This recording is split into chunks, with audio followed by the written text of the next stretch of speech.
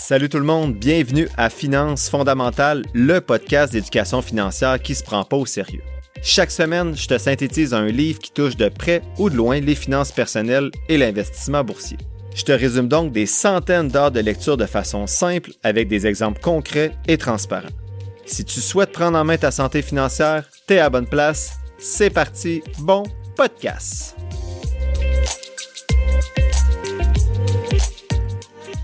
Salut tout le monde, bienvenue au 97e épisode de Finances fondamentales. Ça me fait plaisir aujourd'hui de vous faire la synthèse du livre de Robinson Smith, L'indépendance financière, devenez le maître de votre hypothèque avec la manœuvre Smith.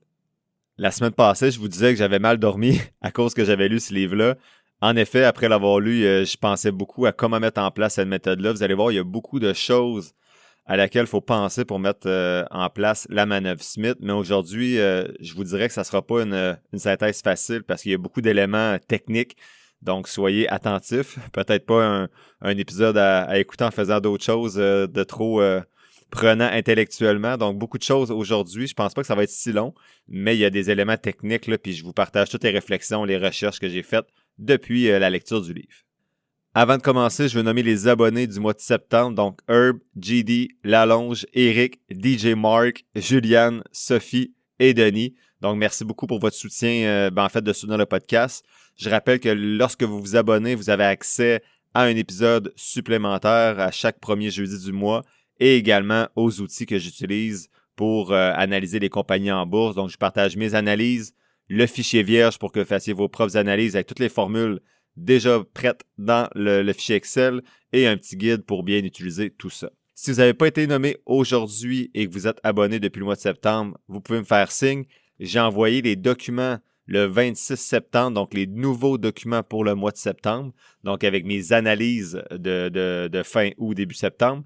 Donc, si vous n'avez pas reçu ces documents-là et que vous êtes abonné, vous avez juste à me faire signe. Je rappelle que tout ce que je vais dire aujourd'hui, c'est encore plus important aujourd'hui là, parce que c'est une manœuvre avec un effet de levier. Là. Tout ce que je dis dans le podcast, c'est dans un but éducatif. C'est pas des conseils financiers. Je t'invite à consulter un professionnel si tu veux des conseils spécifiques à ta situation parce que je peux pas être tenu responsable de tes décisions financières. Avant de commencer, vous allez entendre vous avez déjà entendu une publicité. Vous allez en entendre une autre aujourd'hui dans les prochains épisodes de Jean-François Tremblay, donc un collaborateur. C'est avec lui que j'ai fait affaire pour avoir les chiffres de la manœuvre Smith, donc mes chiffres à moi, que je vais présenter ce jeudi à l'épisode des abonnés. Je le remercie pour toutes ses réponses à mes questions. Donc, je l'ai relancé 2-3 fois là, quand je lisais là-dessus. Je n'étais pas certain de certaines informations. Donc, merci beaucoup, JF, pour ton aide. En introduction, l'auteur dit que la manœuvre Smith, c'est 400 000 $ de plus dans tes poches sur 25 ans. C'est ça que ça vaut acheter ce livre-là. Il dit que le livre va nous apprendre à prendre soin de notre hypothèque et à mettre en place la stratégie de la manœuvre Smith. Donc, j'avais parlé de la manœuvre Smith 2-3 fois, mais dans des épisodes précédents, ici et là, sans trop creuser davantage. Et Jean-François m'avait justement écrit pour me dire « Hey, il y a des choses que tu dis qui sont pas tout à fait vraies. » Donc, on s'était parlé, on avait regardé mes chiffres et tout ça, puis je mets pas encore en place la manœuvre Smith, mais c'est clairement quelque chose que je souhaite mettre en place à la fin de ma présente hypothèque. Donc, je vous présente tout ça aujourd'hui pour être sûr qu'on comprend bien c'est quoi les bons côtés et peut-être les côtés aussi un peu plus risqués. Premier élément de synthèse, ce que les riches savent et pas nous. Donc, dans le chapitre 1, il s'intitule « Ce que les riches savent sur votre prêt hypothécaire que vous ignorez ». L'auteur commence avec un exemple de 400 000 $, donc un prêt hypothécaire de 400 000 $ à un taux de 4 % sur 25 ans, avec quelqu'un qui aura un taux d'imposition marginal de 40 % et nous demande c'est quoi les coûts de cette hypothèque-là. Donc, dans le texte, ils font le calcul, comment te coûte ton hypothèque de 400 000 $ sur 25 ans et il arrive à 631 224 $. Donc, j'ai vérifié, c'est bien ça, là, c'est un prêt à 4 %. Mais il dit qu'il ne faut pas arrêter là, il faut calculer l'impôt parce qu'on va rembourser le prêt hypothécaire avec de l'argent qui est imposé, donc de l'argent net. Donc, en gros, ils disent qu'à la fin, pour un prêt de 400 000 $, un prêt hypothécaire de 400 000 $ à 4 % sur 25 ans, on paye environ 1 052 000 $. Ils disent qu'à cause souvent de ces hypothèques-là, qui peut-être nous rendent heureux dans notre maison, bien souvent les gens sont stressés financièrement, notamment parce qu'ils n'ont plus le lousse nécessaire pour mettre de l'argent à côté pour la retraite. Et c'est là que l'auteur dit qu'il n'y a pas de stress, il existe une solution pour avoir votre maison et avoir votre retraite en même temps, sans mettre nécessairement plus d'argent dans votre prêt hypothécaire. Donc, c'est quoi la manœuvre Smith? La manœuvre de Smith, c'est une stratégie financière qui est légale, qui est conçue pour les propriétaires canadiens qui veulent convertir la dette non déductible de leur prêt hypothécaire en une dette déductible qui devient un prêt d'investissement. Ce que ça permet de faire, c'est que l'auteur dit que ça garantit, là, j'ai mis des petites étoiles, je suis pas sûr que c'est garanti parce qu'il y a quand même un effet de levier avec le marché boursier, mais ce qu'il dit, c'est que ça garantit du même coup l'élimination de votre hypothèque qui est non déductible plus vite en construisant en même temps sur le sideline, donc à côté, un régime de retraite non enregistré, important, c'est non enregistré, et en profitant de remboursements fiscaux chaque année avec la manœuvre de Smith. Donc, votre hypothèque fond plus vite et votre portefeuille d'investissement dans un compte non enregistré va grossir en même temps, donc c'est gagnant-gagnant selon l'auteur. Il dit que les personnes riches prennent ce chemin-là qui est moins utilisé par la majorité des gens. Ils sont donc en mesure de transformer leur dette hypothécaire non déductible en un prêt d'investissement et il dit que vous devriez faire comme eux. Le chapitre 2 s'intitule « C'est difficile, est-ce qu'on est sur la bonne voie ?» et l'auteur aborde en fait les impôts. Donc, il dit que les impôts, c'est un poste important de dépenses, en fait, un des principaux postes de dépenses qu'on a. Il dit qu'est-ce qu'on peut faire avec ça? Bien, si on pense qu'on peut rien faire et qu'on est propriétaire d'une maison au Canada, il dit qu'on peut atténuer les impôts. Il dit qu'il faut être prudent, par contre, de ne pas se dire que notre maison est notre pension et juste attendre pendant 40 ans pour en profiter qu'on va la vendre. Il dit de ne pas se fier non plus juste sur le gouvernement ou votre fonds de pension pour la retraite. Il dit que trop souvent, on voit des personnes âgées travailler dans des Costco, des Walmart et que ce n'est pas toujours par choix. Il parle de l'approche séquentielle ensuite. Donc, les Canadiens ont 2 objectifs financiers habituellement. Rembourser l'hypothèque et épargner pour la retraite. Donc, on veut arrêter un jour de travailler pour profiter un peu de la vie. Il dit que c'est difficile de choisir entre les deux et que chacun va argumenter pour rembourser rapidement le prêt hypothécaire, comme Dave Ramsey par exemple, ou d'autres disent qu'en bas de 6-7 %, il faut plutôt investir et moi je fais partie de ceux-là. Le livre dit de bien s'asseoir parce qu'ils disent qu'il ne faut pas s'attaquer à ces 2 objectifs de façon séparée et qu'avec la manœuvre Smith, on peut s'attaquer aux 2 objectifs simultanément. Donc là, il nous fait languir et je vous fais languir. Là, on tombe pas tout de suite dans c'est quoi la manœuvre Smith clairement, parce qu'il nous parle d'un dernier point dans ce premier élément de synthèse-là que je trouvais important, et c'est le prêt hypothécaire inversé. Il dit que l'intérêt pour ce genre de produit-là a augmenté depuis de 30 % en fait au Canada. J'ai pas vérifié les statistiques là, et la date à partir de laquelle il a pris cette statistique-là, mais il dit que ça a augmenté dans les dernières années. Et selon lui, ça témoigne de l'incapacité des Canadiens de se préparer pour la retraite parce qu'ils doivent financer leur retraite avec leur maison. Donc, l'auteur répète encore une fois qu'il faut faire travailler votre prêt hypothécaire dès maintenant et créer une richesse, pas attendre seulement dans 25 ans. Et votre prêt peut vous offrir de l'aide, il ne faut pas l'ignorer. Donc, il donne un exemple, il dit que tu mets 1 000 $ dans ton prêt, la valeur nette de ta maison augmente. Comment ce 1 000 $-là augmente ton avoir net dans les mois qui vont suivre? Il ne fait rien, il est placé nulle part et il ne fait aucun rendement. Donc, si tu as mis 1 000 $ dans ta maison, tu vas chercher 1 000 $ d'équité, mais ce 1 000 $-là ne travaille pas pour toi, il ne bat même pas l'inflation. Ton premier 1 000 $ placé il y a 25 ans dans ta maison n'a rien fait pendant 25 ans. Ça fait des centaines de milliers de dollars et même des millions, comme on a vu au début de l'épisode, qui n'ont pas travaillé pour vous pendant 25 ans et ça, l'auteur dit que c'est inacceptable. Qu'est-ce qui arrivait si on utilisait le capital de la maison, donc l'équité sur la maison, à mesure qu'on la rembourse pour investir sur le marché boursier? Si tu avais 850 000 $ d'investissement après 25 ans et que tu devais encore 400 000 $ à la banque, tu aurais quand même fait 450 000 $ avant impôt, tout en ayant encore votre maison pendant 25 ans, qui a une valeur maintenant plus élevée, qui est rendue peut-être à 800 000 $. Donc, après 25 ans, tu n'as pas juste 800 000 $ de valeur nette avec ta maison, mais bien 1,2 million à peu près avec le 400 000 $ d'investissement, le 450 000 sur le marché boursier. Comment? Avec la manœuvre de Smith. Et ça nous amène enfin au deuxième élément de synthèse. C'est quoi la manœuvre de Smith? Donc, comment fonctionne cette manœuvre-là? En résumé, peu importe la somme d'équité produite par votre maison, vous allez devoir réemprunter l'argent chaque mois pour l'investir dans un compte de placement non enregistré. Donc, c'est le premier élément important à retenir. On ne peut pas faire la manœuvre de Smith dans un compte enregistré comme un CELI, un REER ou tout autre compte enregistré. Ça doit être dans un compte non enregistré. Donc, vous allez être imposé chaque année sur les gains en dividendes ou en intérêts qui auront été faits dans ce compte-là. Le fait de réemprunter sur votre hypothèque pour investir va produire des déductions fiscales parce que vous allez avoir emprunté de l'argent dans l'espoir de faire un revenu.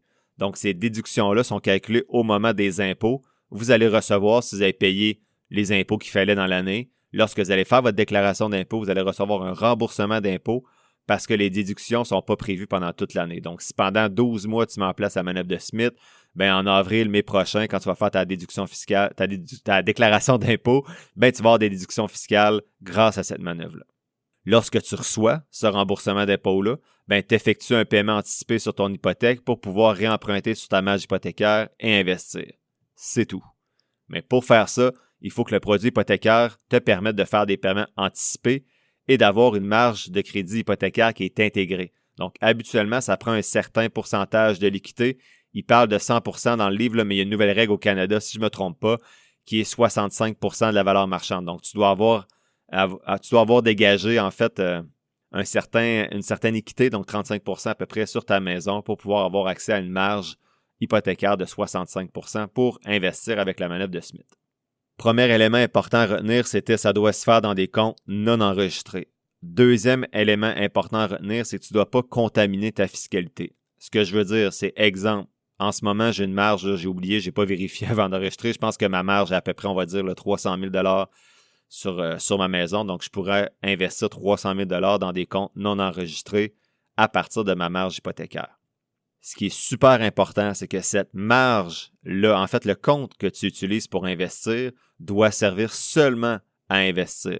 Donc, ce que tu pourrais faire, c'est la même chose avec la mise à part de l'argent là, pour ceux qui sont en immobilier. Donc, si tu prends, exemple, 100 000 sur ta marge hypothécaire pour l'investir dans un compte non enregistré, ce 100 000 $-là doit aller dans un compte qui sert uniquement à investir sur le marché boursier. Donc, si tu transfères 100 000 $ de ta marge à un compte chèque, on va dire, là, peu importe, chez Desjardins ou autre institution bancaire, ce compte-là doit seulement servir à investir. Si tu transfères 100 000 $, que tu en places 90 sur le marché boursier, mais que tu utilises le 10 000 qui reste pour t'acheter du linge, payer un voyage, quoi que ce soit, tu viens de contaminer ta fiscalité et tu n'auras pas le droit à tes déductions d'impôts. Donc, c'est super important. On investit dans des comptes non enregistrés et on doit avoir un compte qui sert uniquement à investir l'argent à des fins de revenus pour avoir droit aux déductions fiscales.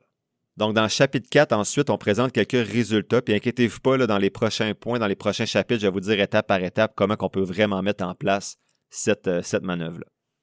Donc, au chapitre 4, il présente des résultats. Donc, Patrick, qui ne met pas en place la manœuvre de Smith, prend 25 ans pour payer sa maison et à la fin, bien, il a sa maison comme actif net parce qu'il n'a pas réussi à investir à côté. Benoît, lui, qui met en place la manœuvre de Smith, prendrait 22 ans pour payer sa maison et terminerait avec 440 000 $ dans son compte non enregistré pour sa retraite. J'arrive à 438 000 $ quand j'ai fait les calculs comme eux.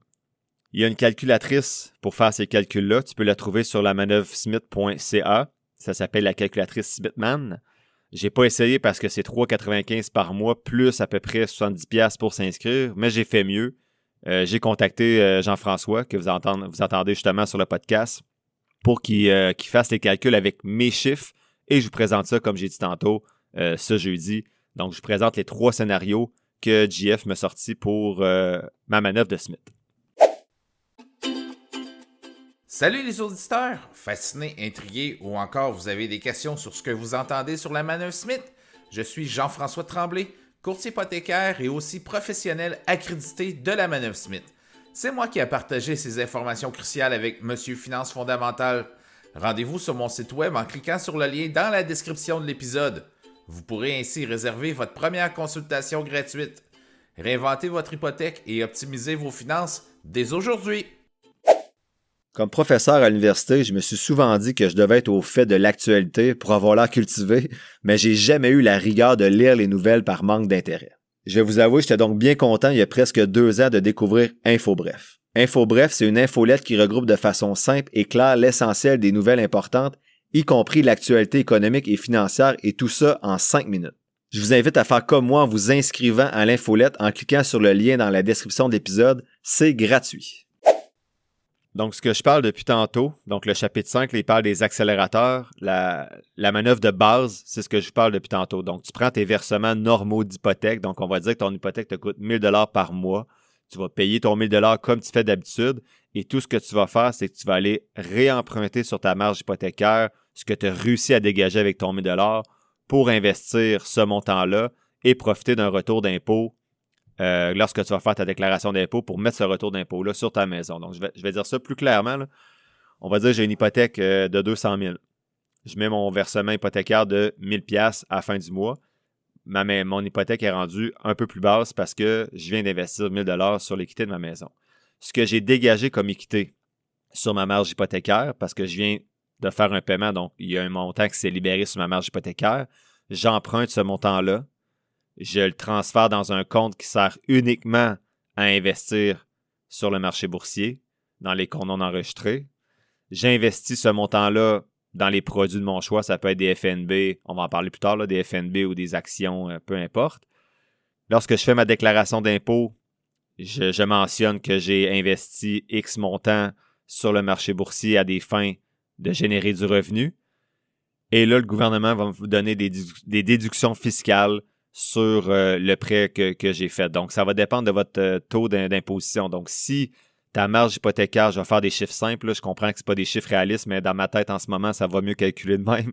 Donc, si ta marge hypothécaire, on va dire qu'elle est à 10 %, c'est extrême, là, et que tu as un taux d'imposition de 40 %, ben, ils vont te donner un crédit de 4 % Donc, c'est comme si ton taux d'emprunt était plus à 6 % qu'à 10 % parce que tu vas avoir un crédit d'impôt de 4 % sur le montant, de 40 % en fait, là, sur le montant investi, ce qui fait en sorte que ça diminue ton taux d'intérêt sur le prêt que tu prends dans ta marge hypothécaire. Donc, tu te fais rembourser une partie de ton prêt d'investissement. En fait, tu ne te fais pas rembourser une partie de ton prêt d'investissement, tu te fais rembourser une partie des intérêts que tu payes sur ta dette parce qu'il faut que tu comprennes que là, ta maison va se rembourser plus vite, mais ta marge hypothécaire va se remplir de l'autre côté. L'avantage, c'est que là, tu vas payer plus vite ta dette de maison qui n'est pas déductible d'impôt, alors que là, la marge hypothécaire va grossir, mais elle est déductible d'impôt. Donc, on essaie de payer une dette qui n'est pas déductible plus vite pour ensuite profiter de l'investissement, des déductions fiscales et on va rembourser cette marge hypothécaire-là lorsque la maison va être finie de payer. On va pouvoir vendre une partie des placements et ce qui va rester, bien, ça va être ce qu'on va avoir réussi à investir pour la retraite ou autre projet. Donc ça, c'est la manœuvre de base. Tu n'augmentes aucun paiement, tu ne fais pas de paiement de plus, tu ne transfères rien dans ta maison, tu fais juste continuer de faire ton paiement et ce que tu dégages sur ta marge hypothécaire, tu l'investis. Ça, c'est la méthode de base. L'auteur présente des façons d'accélérer le processus et de générer des déductions encore plus grandes sans trouver nécessairement d'argent supplémentaire, c'est ce qu'il dit. Ça, c'est grâce aux accélérateurs, puis il y en a quelques-uns, je vous les présente. Étape numéro 1, ça fait partie de la manœuvre de base, c'est de réemprunter sur ta marge hypothécaire pour investir et obtenir un retour d'impôt. Donc, tu as fait ton paiement hypothécaire, ça a dégagé de l'espace sur ta marge, tu empruntes, tu investis. Deuxième étape, c'est utiliser le retour d'impôt que tu vas avoir lors de ta déclaration d'impôt pour payer ton hypothèque plus rapidement et réemprunter encore davantage d'argent pour le réinvestir. C'est à l'étape 3 qu'on rencontre un premier accélérateur. Il appelle ça la permutation de la dette. Donc, j'ai pas vraiment compris ce point-là après avoir relu pendant 15 minutes. Soit je suis niaiseux, soit c'était pas super clair. Mais ce que je comprenais, c'est qu'il fallait vendre des actifs non enregistrés, par exemple dans Disnat, et mettre l'argent sur l'hypothèque. Mais pour moi, c'est des fonds supplémentaires alors qu'il disait qu'il n'allait pas avoir de fonds supplémentaires. Mais en fait, ça ne va pas te coûter plus cher. Tu vas juste prendre l'argent que tu as ailleurs pour la mettre là. Donc, l'objectif, c'est de profiter d'un retour d'impôt sur de l'argent que tu n'aurais pas profité dans d'autres comptes non enregistrés. Donc, je comprends un peu mieux, mais ce n'est pas nécessairement un accélérateur que j'aimerais mettre en place, mais je voulais quand même vous le présenter. Quatrième étape, c'est l'accélérateur diversion de l'épargne. C'est la même chose ici, c'est juste que tous les montants que vous êtes capable d'investir. Donc, on va dire que ton hypothèque t'a coûté 1 000 $, mais tu étais capable d'investir 200 $ par mois dans ton CELI. Bien, ce 200 $-là va arrêter d'aller vers ton CELI, il va aller vers ton prêt hypothécaire pour rembourser plus vite la maison. Personnellement, encore une fois, ce n'est pas un accélérateur qui m'intéresse. Je dois avouer que je suis intéressé par la manœuvre pour le fait d'utiliser de l'argent et transformer ma dette en dette déductible, mais je ne suis pas prêt à vider mon CELI ou à arrêter de remplir mon CELI ou mes autres véhicules d'investissement juste pour mettre tous mes œufs dans le même panier de la manœuvre de Smith. Mais ça, vous allez voir jeudi, là, le scénario où on fait ça est assez intéressant, mais encore une fois, je vous laisse rencontrer un professionnel pour voir qu'est-ce que ça peut faire dans votre situation. Mais moi, j'aime bien, comme vous le savez, pas mettre tout mon argent dans un seul type de placement. Étape numéro 5, c'est l'accélérateur, donc la mise à part de l'argent. C'est impossible à faire dans mon cas parce que je n'ai pas d'entreprise ou d'immobilier, mais vous pouvez vérifier avec un fiscaliste ou quoi que ce soit, là, mais en gros, c'est que tu vas prendre, exemple, si tu as un immeuble, puis que tu fais ton paiement là, de dette hypothécaire, on va dire que tu as un compte pour payer toutes tes dépenses d'immeuble. Ce que la manœuvre permet de faire, à la place que tu aies un compte épargne où tu mets tout ton argent là, tes loyers rentrent là pour payer tes dépenses d'hypothèque, rénovation, tout ça. L'argent va permettre que tu vas faire avec ton loyer, tu vas permettre de rembourser ta maison au personnel plus rapidement. Ça va dégager de la marge hypothécaire et tu vas pouvoir utiliser cette marge hypothécaire-là pour, en fait, tu vas prendre le montant que tu as besoin pour payer tes dépenses liées au loyer, toujours en sortant cet argent-là dans un compte spécifique juste pour tes dépenses de loyer à des fins de générer du revenu. Et ça te permet peut-être d'avoir un montant sur ta marge qui est dégagé supplémentaire pour le mettre dans des placements sur le marché boursier. Donc ça, je sais pas, je connais pas, c'est pas mon expertise. J'ai écouté une couple de vidéos YouTube sur la mise à part de l'argent récemment, mais je vous invite à consulter. Puis là, de toute façon, ça va être mon message à la fin là, pour mettre en place cette manœuvre-là, de façon générale, consulter des professionnels. 6e étape, c'est l'accélérateur DRIP, mais selon ce que j'ai compris, il ne faut pas l'utiliser parce qu'on veut sortir les dividendes pour rembourser l'hypothèque plus vite et réemprunter pour investir. On ne veut pas que les dividendes soient automatiquement réinvestis sans les sortir du compte pour rembourser l'hypothèque plus vite. Et enfin, l'accélérateur 7, c'est amorcer la pompe.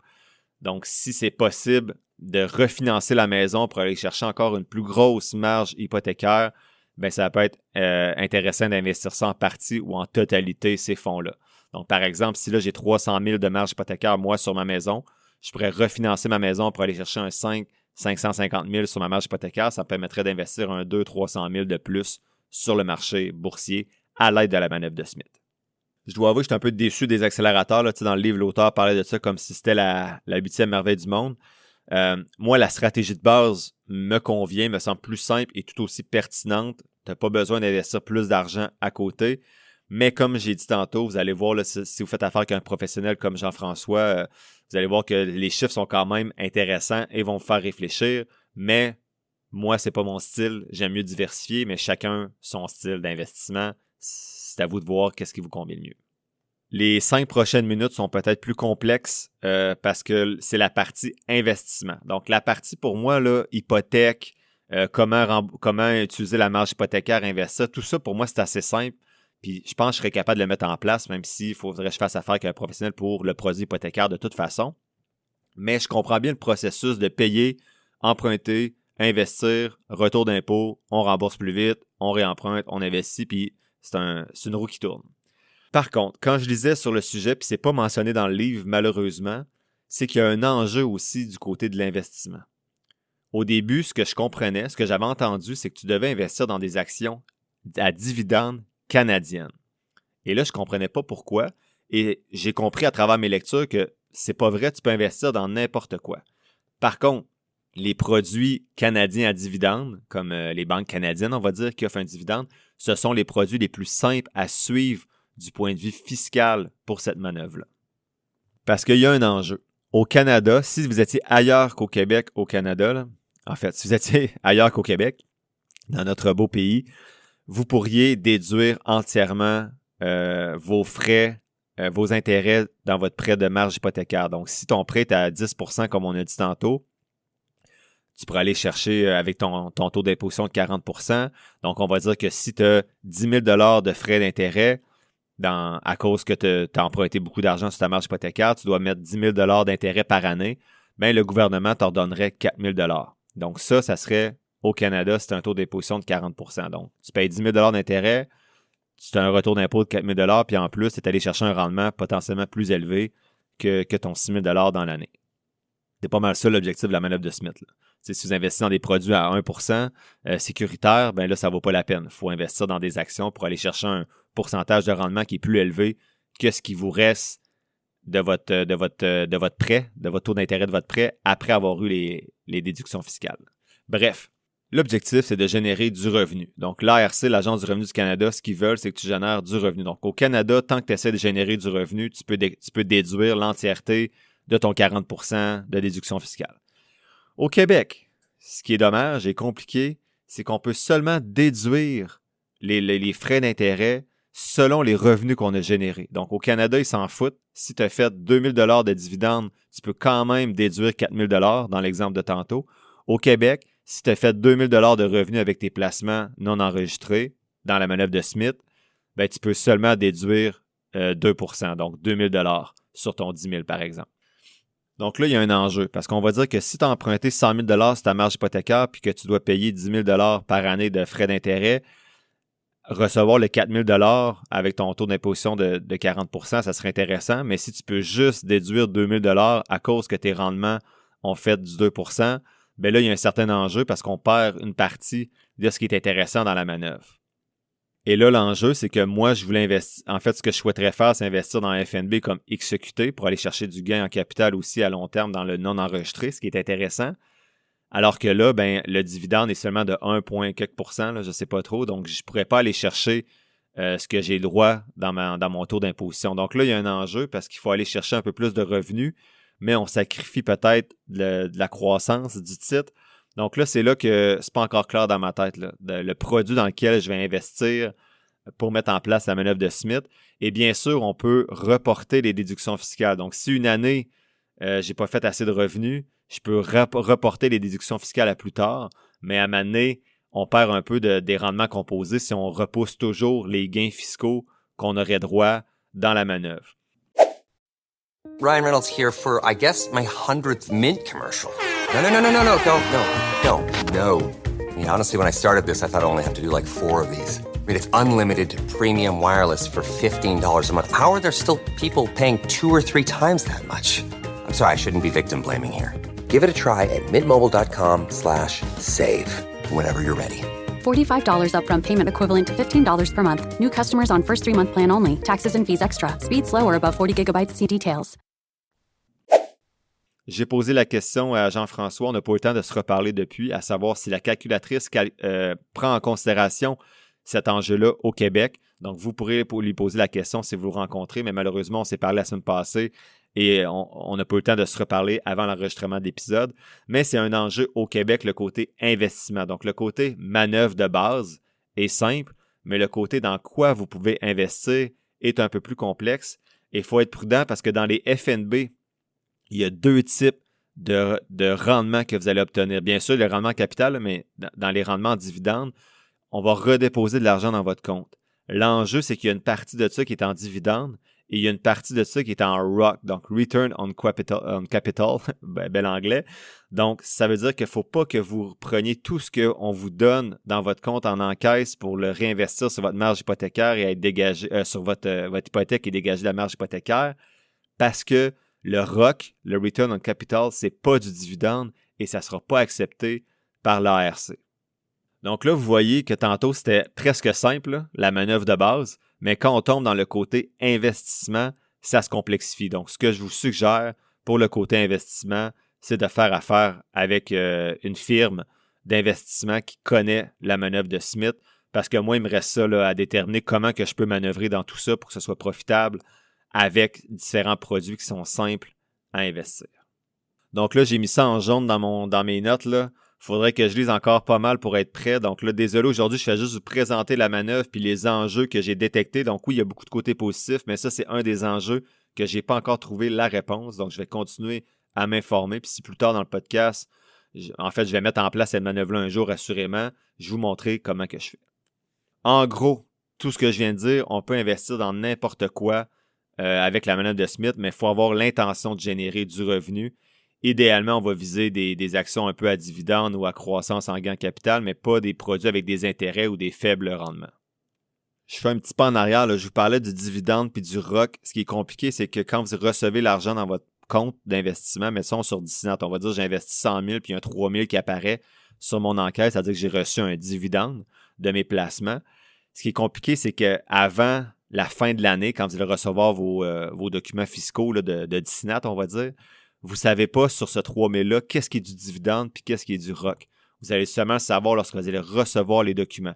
Il existe plein de calculs compliqués là, si vous voulez le faire, mais même moi, là, j'étais en train de saigner du nez quand je disais là-dessus. Donc, la stratégie que j'ai compris qui était peut-être intéressante, et merci à une auditrice, là, Alem, qui m'a partagé cette stratégie-là d'un groupe de médecins, c'est d'attendre que vous recevez les documents fiscaux. Donc, cette encaisse-là s'accumule pendant l'année et à la fin de l'année, lorsque vous savez que, mettons, sur le 3 000 reçu, il y en a 2 000, c'est du dividende. Là, vous prenez le 2 000 pour le mettre sur votre hypothèque et l'autre 1 000 vous le laissez dans votre DISNAT et vous le réinvestissez automatiquement dans le FNB. Donc, vous pouvez seulement sortir le dividende pour payer votre hypothèque plus vite. Vous ne pouvez pas sortir le ROC, sinon ça contamine votre fiscalité. Mais je pense que j'ai trop parlé de ça. J'en ai peut-être perdu la moitié. C'est un peu compliqué. Donc, on va enchaîner. En gros, avant de passer au point suivant, la ligne est mince dans la fiscalité. Il faut être prudent et vous faire accompagner, selon moi. Troisième élément de synthèse, dette et accumulation de richesse. Habituellement, lorsque vous contractez une hypothèque, votre niveau de dette devrait être correct. Là, on respecte un taux d'endettement habituel, même si c'est une hypothèque qui permet la manœuvre de Smith. En fait, l'hypothèque qui permet la manœuvre de Smith, c'est juste une hypothèque qui a une marge qui permet de bien faire le travail pour ça. Et si vous voulez accumuler de la richesse, il faut être capable de bien déduire les intérêts. On a vu qu'il y avait des enjeux, mais il y a aussi des enjeux de réglementation avec l'ARC. Donc, la question de l'ARC, puis c'est pour ça que c'est une zone grise, là, c'est que la question qu'ils vont poser, c'est dans quel but avez-vous emprunté cet argent? Si vous avez emprunté pour acheter la voiture familiale ou payer des vacances, vous ne pouvez pas déduire le prêt. Si vous l'avez réinvesti dans l'attente raisonnable de produire un revenu, vous pouvez déduire. Donc, l'attente raisonnable, c'est ça la zone grise. C'est quoi l'attente raisonnable de produire un revenu? Donc, il y a toujours une zone grise. Habituellement, ce que j'ai lu, c'est que ça fonctionne bien, mais il faut vous assurer de ne pas contaminer votre fiscalité, de respecter les règles le plus possible. Donc, il y a des gens là, qui me disaient, OK, le dividende puis le ROC, moi, je le sors au complet puis je rembourse ma maison. C'est correct, ça se peut que tu ne te fasses pas pincer, mais si tu te fais pincer dans 4-5 ans, ça va coûter cher. Donc, assurez-vous de bien respecter ces règles-là parce que l'objectif, c'est d'accumuler de la richesse à l'aide de notre dette hypothécaire et non pas de se mettre dans le trouble. Quatrième élément de synthèse, mythes et erreurs communes. Donc, le chapitre 7 parle des mythes et des erreurs communes et des choses à savoir sur la manœuvre de Smith. Donc, le mythe qui est partagé dans le livre, c'est que le taux de croissance doit être au moins égal au taux d'intérêt pour payer minimalement les frais. Donc, ça, c'est pas vrai. Si comme on l'a vu tantôt, si tu as une marge hypothécaire de 10 %, on va dire de 8 %, là, c'est plus réaliste ces temps-ci. Si tu as une marge hypothécaire de 8 %, en fait, avec ton taux de déposition de 40 %, c'est pas un prêt à 8 % que tu as, c'est un prêt à 4,8 %. Donc là, ça devient plus réaliste de se dire, OK, avec mes placements, je crois que je peux faire mieux que 4,8 % alors que faire mieux que 8 %, c'est un petit peu serré. Il parle également de 3 erreurs qu'on peut faire si on ne met pas en place la manœuvre de Smith. Donc, ils disent de profiter du retour d'impôt qu'on recevrait lors de notre déclaration pour investir ailleurs que de rembourser notre hypothèque. Donc, ça détruit beaucoup les avantages de la manœuvre. De laisser dormir la valeur nette de votre maison pendant 25 ans, comme on a vu tantôt, et penser que l'effet de levier, le montant de la dette reste le même. Donc, ce que je veux dire par là, c'est dire, OK, mais oui, dans le fond, ma maison, je la paye plus vite, mais j'ai encore une dette de 400 000 $ sur ma marge. Donc, finalement, je ne m'enrichis jamais, mais il ne faut pas oublier que vous avez des placements aussi pour compenser ça. Donc, c'est sûr que ce qui est plate, c'est pendant 25 ans, tu ne vois pas ta dette descendre. Donc, ta maison valait 400 000 elle descend, mais plus qu'elle descend, plus que ta marge au bord elle monte. Donc, tu as une dette de 400 000 pendant 25 ans, elle ne descend jamais, mais tu as des placements qui vont te permettre de rembourser ça lorsque tu vas avoir fini de payer ta maison. Par exemple, si tu reste 400 000 à payer sur ta marge, mais que tu as 700 000 de placement, tu as quand même 300 000 $ de plus dans tes poches. J'ai posé la question à Jean-François, comment ça coûtait à mettre en place. Il dit qu'il n'y a aucun frais si tu prends l'hypothèque avec eux. Donc, lui, en fait, il fait 1 % sur chaque dossier financier. Donc, c'est le taux habituel là, pour les courtiers hypothécaires. Donc, ils prennent juste l'hypothèque en partant. Donc, lui, ça lui fait des clients de plus qui sont intéressés par la manœuvre de Smith. C'est pour ça que c'est spécialisé dans cette approche-là. Donc, vous ne payez pas nécessairement le courtier, que ce soit Jean-François ou un autre, pour mettre en place la manœuvre de Smith. J'ai posé la question, si je déménage, si je déménage, est-ce que je suis dans le trouble? Est-ce qu'il faut que je vende mes produits, tout ça? Il dit qu'en fait, en vendant la maison, le revenu disponible et le produit hypothécaire est transféré sur une autre maison. Donc, le compte de placement est toujours disponible. C'est pas juste en lien avec ta marge ou l'hypothèque. Donc, ton compte de courtage sur DISNAT, il existe encore, même si tu vends, tu transfères ta maison. J'ai demandé si je suis pas encore à mon renouvellement. Donc, lorsque je lui avais parlé, c'était dans 1 an et demi, moi à peu près. 1 an et 3 quarts, là. Je fais quoi? Il me dit, avec les calculs qu'il a fait, il me dit, est-ce que tu penses que tu es perdant de payer la pénalité? Parce que les chiffres étaient très intéressants, vous allez le voir jeudi. Donc, il me dit que c'est peut-être plus intéressant d'embarquer tout de suite. Dans mon cas, Je suis un gars qui aime ça prendre son temps, lire comme il faut avant, donc je ne l'ai pas fait. Je veux finir également de remplir mon CELI un petit peu avant peut-être d'investir un peu plus d'argent dans la manœuvre de Smith avec les accélérateurs potentiels. Donc, moi, je ne l'ai pas fait, mais ça dépend. Là. Si tu peux renouveler plus rapidement, payer les pénalités, puis en plus avoir un prêt plus bas parce qu'en ce moment, ça baisse, c'est peut-être intéressant. S'il te reste 5 ans, 4 ans ton prêt, bref, selon votre contexte, ça peut être intéressant de payer la pénalité ou pas, à vous de voir. Attention, il y a des risques. C'est l'effet de levier. Il y a toujours l'effet de levier, donc il y a un risque de marché. Si vous investissez, il vous reste juste 10 ans. Habituellement, on dit que cette manœuvre-là doit se mettre en place. Il vous reste au moins 10, 15, 20 ans. Moi, il va me rester 15 ans quand je vais renouveler, là, puis c'est le minimum. S'il m'avait resté 10 ans, je pense pas que j'aurais mis en place la manœuvre, même s'il y a certains avantages, mais c'est parce que les marchés boursiers sur 10 ans peuvent être négatifs. Donc, si tu places 300 000 $ sur le marché boursier avec cette manœuvre-là, puis que dans 10 ans, il te reste 200 000 $, ben là, la manœuvre n'aura pas été du tout intéressante pour toi. Donc, je pense qu'il faut qu'il reste au moins 15 ans à ton prêt hypothécaire. Les taux d'intérêt peuvent monter si vous êtes variable. Donc, si vous commencez avec une marge hypothécaire de 5 %, mais qui a fini à 11, ben c'est sûr que ça devient plus difficile de faire des rendements qui sont intéressants. Là, en ce moment, ça semble descendre, donc ça peut être de plus en plus intéressant de la mettre en place, mais sachez que c'est un risque qui existe. Il y a le risque aussi de ne pas être capable de garder la tête froide pendant 25 ans. Donc, de vendre peut-être les actions parce qu'on panique ou quoi que ce soit. Surtout avec l'effet de levier, c'est encore plus paniquant. Vous avez aussi la liquidité qui est accessible, qui doit être réinvestie. Donc, vous allez recevoir des dividendes, des crédits d'impôt. Si ça, c'est pas réinvesti pour payer la maison plus rapidement, bien, on perd en grande partie les avantages de la manœuvre. Et vous devez avoir au moins 20 ou 35 %, je pense que c'est rendu 35, je l'ai dit tantôt, là, de capital déjà payé sur votre maison. Donc, si vous venez juste d'acheter votre maison, vous n'avez pas mis un gros cash down, mais ça peut être une manœuvre qui n'est pas possible à mettre dans les 5 premières années. Et enfin, les résultats peuvent varier entre chacun. On n'aura pas tous les mêmes placements, les mêmes stratégies, donc mettez ça en place selon votre propre contexte. Enfin, dernier élément de synthèse, c'est quoi les avantages pour les banques et pour le Canada? Pourquoi cette manœuvre-là est légale et est permise? Le livre dit que les banques qui permettent cette manœuvre-là vont avoir beaucoup de nouveaux clients. Ils ont un potentiel de vente croisée, donc ils vont pouvoir proposer des placements également en même temps dans des comptes non enregistrés à leurs clients. Ça fait de bons clients fidèles qui changent moins d'institutions. Et ça fait une base de capital qui est susceptible de rester stable. Donc, la marge a toujours des intérêts. Donc, alors que le prêt hypothécaire diminue puis ça fait moins d'intérêts pour les banques, bien, la marge hypothécaire va être pleine. Donc, ça leur fait un revenu stable à eux pendant plusieurs années. Pour le Canada, bien, le livre dit que les intérêts déductibles, c'est l'huile à moteur de l'investissement pour les entreprises dans notre pays et que les placements personnels sont imposables, donc ils font quand même de l'argent sur les gains que vous générez. Et l'auteur dit qu'il y a encore beaucoup plus de gains pour le Canada, mais il ne les nomme pas, donc je ne sais pas c'est lesquels. En conclusion, c'était pas un épisode facile à vous résumer parce qu'il y a beaucoup d'aspects techniques. Là, je suis désolé si j'en ai perdu une coupe à travers ça. Même moi, je me perdais des fois dans mes explications. J'ai essayé de vous simplifier ça le plus possible. Au moins, je vous aurai permis, j'espère, de connaître la manœuvre pour que vous puissiez faire vos propres recherches un peu plus par la suite ou contacter un professionnel pour vous informer. En gros, là, c'est une stratégie qui vous permet de convertir une dette non déductible en dette déductible en investissant avec votre marge hypothécaire dans un compte non enregistré. On reçoit un retour d'impôt, on peut rembourser encore plus vite la maison et réinvestir encore plus avec notre marge par la suite et la roue tourne pendant 20-25 ans. Donc, au lieu de finir juste avec une maison dans 25 ans, bien, on finit dans 22 ans avec la maison payée et un compte enregistré qui est plus garni qu'il l'aurait été si on n'avait pas mis en place la manœuvre.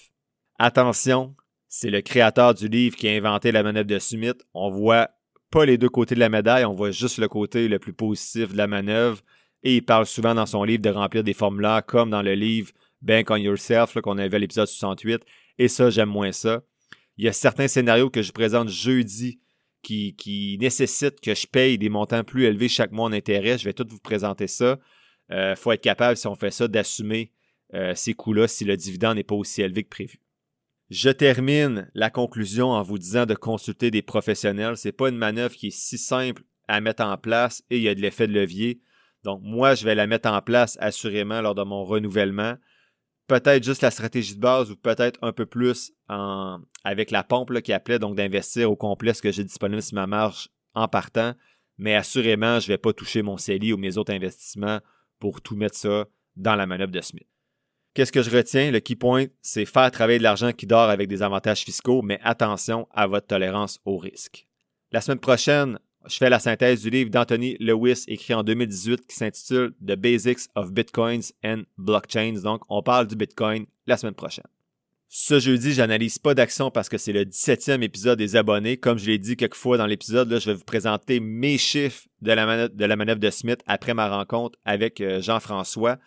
Est-ce que je vais être capable de payer ma maison en 1 an et demi au lieu de 19 ans? C'est impossible. On s'en parle jeudi. À la semaine prochaine. L'épisode tire à sa fin, j'espère que tu l'as apprécié et merci d'avoir passé un peu de temps avec moi aujourd'hui. Si tu apprécies le podcast, il y a 3 choses gratis que tu peux faire pour m'aider. 1. Partager le podcast sur tes réseaux sociaux. 2. T'abonner, suivre ou donner quelques étoiles au podcast selon la plateforme sur laquelle tu m'écoutes. Et 3. Me suivre sur la page Facebook du podcast. Si tu veux me soutenir davantage, tu peux t'abonner pour $3,99 par mois au podcast et ainsi avoir accès à un épisode spécial supplémentaire chaque mois, en plus d'avoir accès à mon outil d'analyse. Toutes les informations pour me soutenir sont quelque part dans la description de l'épisode. Sinon, oublie pas que je suis pas un expert, prends jamais ce que je dis pour du cash, fais toujours tes propres recherches. Sur ce, merci encore pour ton écoute et on se voit dans le prochain épisode de Finances fondamentales.